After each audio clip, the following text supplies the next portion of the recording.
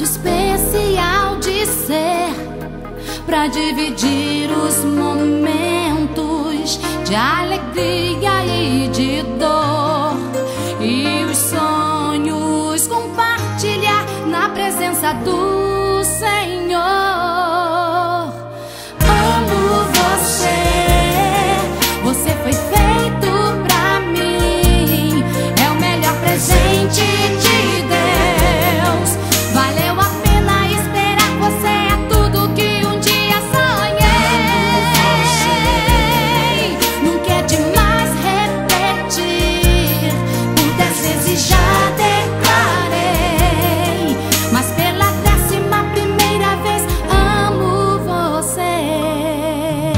Não tenho palavras para agradecer a Deus o privilégio que foi conhecer você. Você é a metade que mudou a minha vida. Vamos juntos viver nossa história de amor, a mais linda que já foi lida.